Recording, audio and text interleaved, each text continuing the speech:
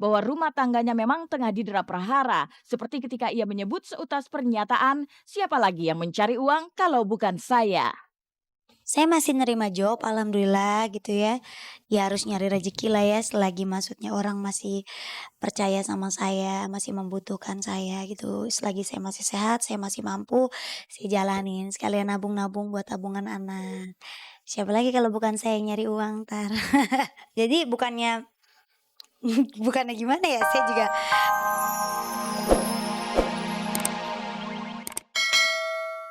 Dan istri tercinta untuk mendiang Jeffrey Al-Bukhari ada sepenggal masalah tentang makam almarhum yang terus dipertanyakan bahkan menjadi polemik tersendiri.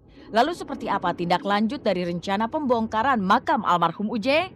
Akankah makam yang berdiri kokoh di antara makam-makam lainnya ini akan disetarakan dengan ketentuan Pemprov DKI Jakarta? Dan akankah pula masalah ini akan sampai ke Gubernur DKI Jakarta Jokowi untuk penyelesaiannya? Saat Jepri pemakamnya udah cakep gini mau dibongkar satu, cuman bukannya nggak ridho ya, namanya emak sama anak kan pasti ada rasa sedih kan gitu. Istilah kita punya rumah dicakap dibongkar kan dengan biaya mahal walaupun kita gratis. Nah keduanya namanya pun belum ditaruh di situ, belum. Tapi alhamdulillah sih memang kita hati nggak ada rasa kecewa, nggak ada rasa bagaimana, silakan aja kalau memang pemerintah punya peraturan tidak boleh silakan. Karena saya yakin keputusan yang dikeluarkan oleh pemerintah itu yang terbaik buat semuanya. Buat keluarga, buat para sahabat, buat jamaah yang cinta dengan almarhum. Jadi kita makmuman sajalah dengan keputusan pemerintah apapun bentuknya.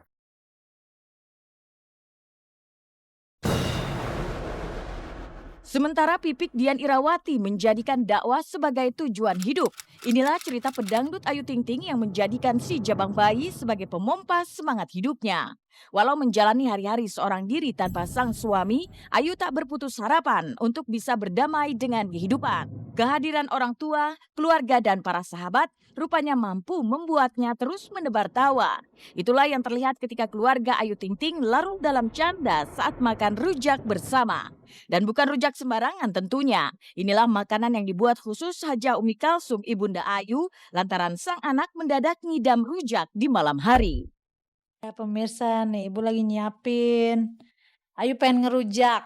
Kebenaran ada temennya kan, 2 orang. Ibu lagi siapin. Rujaknya mah gampang tuh, bumbunya sedikit aja karena kan nggak boleh terlalu pedes. Yang penting dia garam juga udah enak. Gitu. Jambu aja, rambutan tersediain temen-temennya. Jambunya manis bener. Gitu. Biar banyak airnya. Iya. pemirsa, saya malam-malam emang kadang bawaannya suka nggak jelas ya, nama juga ibu hamil. Kadang, oh iya. Saya apa namanya, lagi suka makan rujak karena hampir setiap hari saya ngerujak. Ini teman-teman saya malam-malam gini saya kerjain, saya suruh ikutan makan rujak. Hmm, manis banget pemirsa.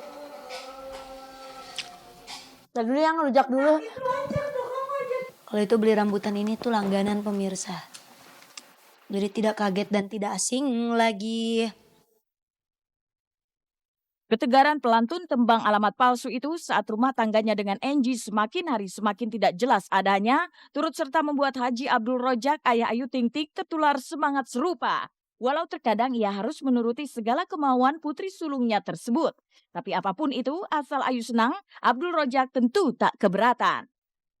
Ya dia seger sehat kan ayah udah seneng banget ya bersyukur buat alhamdulillah walaupun dia menaik cobaan rintangan apapun dia tapi alhamdulillah kuat sehat. Jadi ini nggak mau ngajak jalan nih ayahnya tadi nggak mau. Ayah dong ya jalan makan nih ya keluar katanya.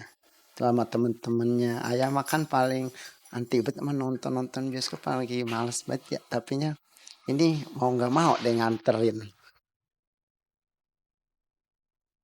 Kini Abdul Rojak tentu tak hanya memikirkan putri tercinta, tapi ada calon cucu yang juga tak pernah luput dari perhatiannya. Itulah kebahagiaan yang tiada terkira yang bisa menghilangkan segala lara.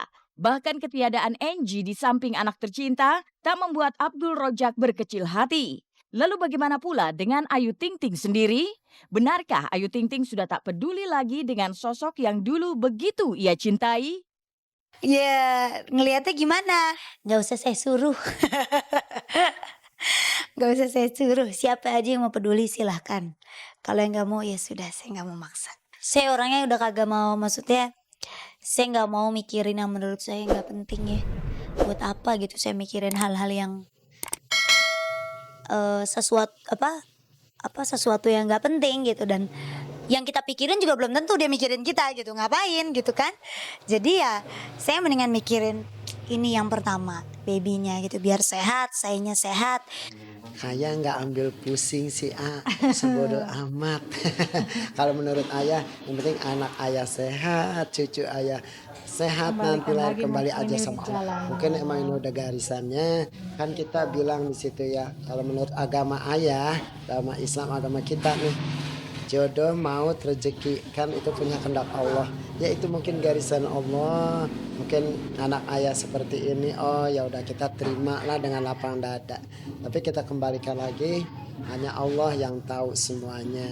Jawabannya nanti Allah yang tahu semua.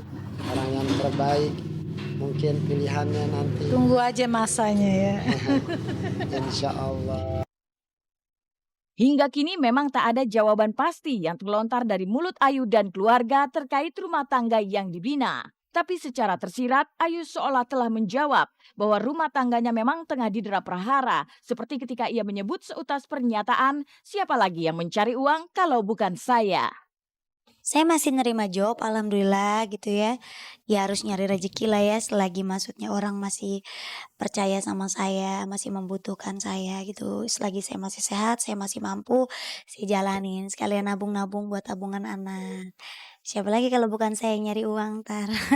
Jadi bukannya bukannya gimana ya, saya juga bingung ngomongnya jadinya. Iya, maksudnya ya memang saya harus masih cari nafkah gitu ya. Saya kan hidup gak hidup sendiri. Hidup bakalan ada anak, masih ada orang tua, masih ada adik saya gitu ya. Bantu-bantu keluarga lah gitu. Karena kan emang saya, maksudnya di dunia entertain ini ya memang bekerja buat keluarga, bukan untuk kepentingan saya pribadi.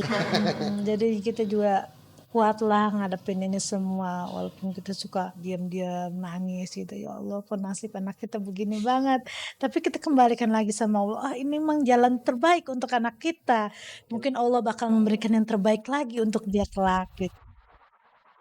Sejalan dengan Ayu Ting Ting, Abdul Rojak dan Umi Kalsum juga tak ingin larut dalam problema yang ada. Bagi mereka keikhlasan jauh lebih baik daripada sekedar berkeluh kesah dan meratapi keadaan yang ada. Kita ngeliat anak begitu aja, padahal kita yang nggak kuat sebagai orang tua ya, yang ada semena air mata, nangis gitu. Tapi subhanallah anak kita itu benar-benar tegar, benar-benar siap menghadapi, ikhlasnya itu kelihatan banget gitu. Malah Kita nangis, dia mah ayah ibu gak usah nangis, gak usah dipikirin. kita kalau nangis ngumpet-ngumpet sama dia. Benar, jujur. Malah Ayu bilang, malah dia bilang ini udah garisan Allah ya. Ayah harus sabar, ibu harus sabar. Ayu yang ngadepin aja, biarin aja deh, kita serahin aja sama Allah. Karena udah garisan Allah. Ayu harus begini, Ayu harus begini. Kalau kita lagi sedih, dia selalu yang menghibur kita, malah terbalik gitu kan. Saya nggak mau mikirin hal-hal yang nyape-nyapein diri ya. Udah enjoy hidup saya sekarang kan, nyanyi gitu. Masih kadang orang suka nanya, Ayu masih nyanyi aja ya gitu, masih cari uang aja. Ya iya, mau gimana lagi ya nggak? Masa kita mau diem di rumah, ngapain kalau orang masih pengen ngebutuhin kita, masih pengen denger suara kita nyanyi. Apa salahnya kita menghibur orang kan?